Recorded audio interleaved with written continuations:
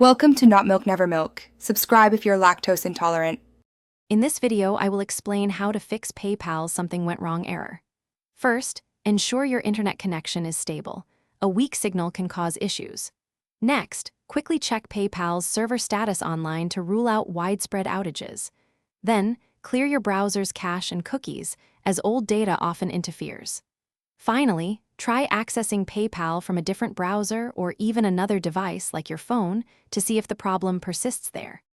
Sometimes, the issue stems from your PayPal account itself. It's crucial to confirm your account isn't limited or suspended. Check your resolution center for any alerts. Also, make sure your linked payment methods, like bank accounts or credit cards, are current and valid, with no expired details. Look for any pending security verifications that might be blocking activity. Reviewing recent transactions for anything unusual can also provide clues.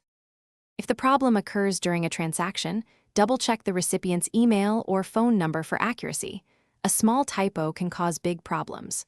Always confirm you have sufficient funds or credit available for the payment. For very large transactions, try reducing the amount if possible, as some limits might apply. If all seems correct, wait about 15 minutes and then attempt the transaction again, as temporary glitches often resolve themselves. For more persistent issues, consider disabling any VPN or proxy services you might be using, as they can sometimes interfere with secure connections.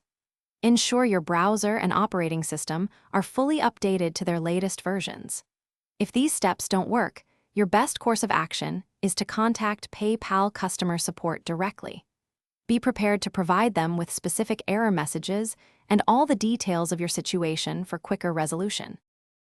Thanks for watching. If this was helpful, leave a like and consider subscribing. See you next time.